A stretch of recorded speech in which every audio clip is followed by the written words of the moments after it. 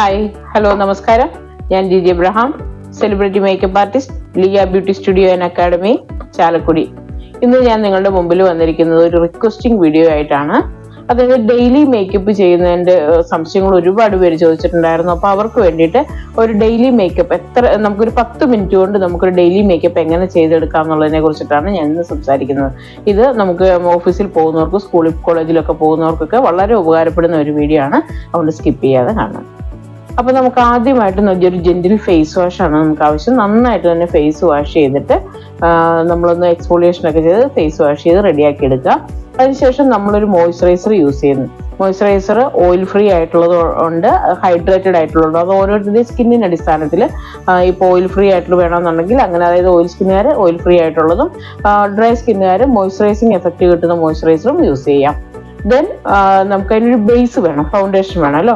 അതിന് ബേസിന് വേണ്ടിയിട്ട് നമ്മൾ സാധാരണ നമുക്ക് ഡെയിലി ലൈഫിലേക്ക് ഒന്നെങ്കിൽ BB ക്രീം ഉപയോഗിക്കാം, അല്ലെങ്കിൽ CC ക്രീം ഉപയോഗിക്കാം. അപ്പം അത് വളരെ ലൈറ്റ് വെയിറ്റ് ആയതുകൊണ്ട് തന്നെ നമുക്ക് വല്ലാതെ അങ്ങ് മേക്കപ്പ് ലുക്കിലേക്ക് വരത്തില്ല. അപ്പോൾ ഡെയിലി മേക്കപ്പിന് വളരെ നല്ലതാണ് BB ക്രീം അല്ലെങ്കിൽ CC cream.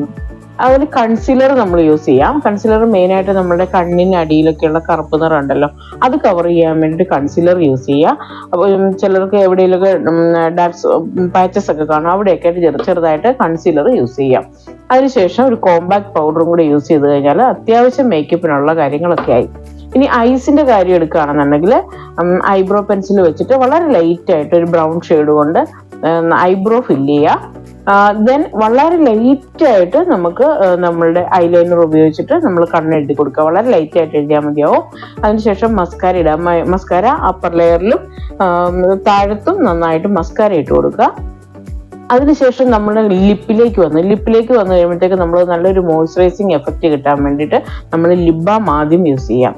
Lip balm use ചെയ്തിട്ട് നമുക്കിപ്പോൾ ഡെയിലി ഉള്ള മേക്കപ്പിന് നമുക്ക് വലിയ ഹാർഡായിട്ടുള്ള ലിപ്സ്റ്റിക്കുകളൊന്നും യൂസ് ചെയ്യേണ്ടതില്ല. നമുക്ക് വളരെ ന്യൂഡ് ഷെയ്ഡായിട്ടുള്ളതോ അല്ലെങ്കിൽ പിങ്ക് ഷെയ്ഡായിട്ടുള്ളതോ ഒക്കെയുള്ള ലിപ്സ്റ്റിക്ക് കൊണ്ട് നമുക്ക് കവർ ചെയ്താൽ നല്ല ഒരു ഫിനിഷിങ് കിട്ടും. അതുപോലെ തന്നെ നമുക്ക് ബ്ലഷ് യൂസ് ചെയ്യുമ്പോഴത്തേക്ക് ഒരു ബെറി ഷെയ്ഡോ അല്ലെങ്കിൽ ലൈറ്റ് പിങ്ക് ഷെയ്ഡോ ഒക്കെ ആയിട്ടുള്ള ബ്ലഷുകൾ യൂസ് ചെയ്യാം. ബ്ലഷിന്റെ ഏരിയയിൽ വളരെ ലൈറ്റ് ആയിട്ട് നന്നായി സ്മജ് ചെയ്ത് സ്പ്രെഡ് ചെയ്തെടുക്കത്തക്ക പോലെയുള്ള ബ്ലഷ് നമുക്ക് യൂസ് ചെയ്യാം.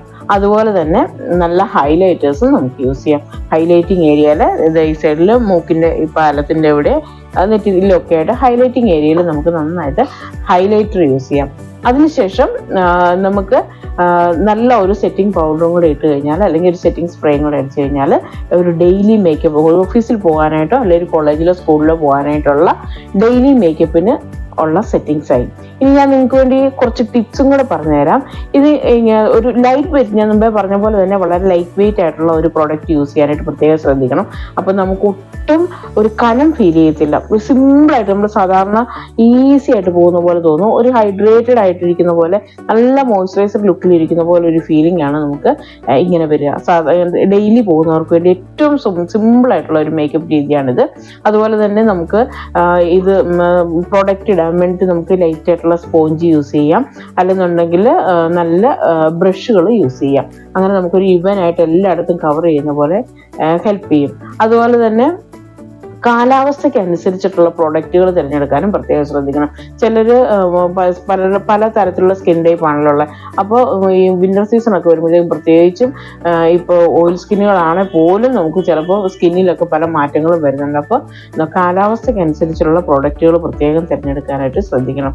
അതുപോലെ തന്നെ ഭയങ്കര ചൂടുകാലമാണെങ്കിൽ അതിനനുസരിച്ചുള്ള പ്രിക്കോഷനും കൂടെ എടുത്തു കഴിഞ്ഞാൽ ഒരു അടിപൊളി മേക്കപ്പ് റെഡി. അതായത് സിമ്പിൾ മേക്കപ്പിന് ഏറ്റവും സൂട്ടായിട്ടുള്ള ഒരു പാറ്റേൺ ആണ് ഞാൻ നിങ്ങൾക്ക് പറഞ്ഞു തന്നത്.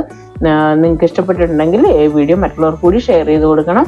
അപ്പോൾ അടുത്ത ഒരു ട്രെൻഡിങ് വീഡിയോ ആയിട്ട് നമ്മൾ കണ്ടുമുട്ടുന്നതുവരെ തൽക്കാലികമായി ഇവിടെ പറയുന്നു, നിങ്ങളുടെ സ്വന്തം ജിജി എബ്രഹാം. Thank you.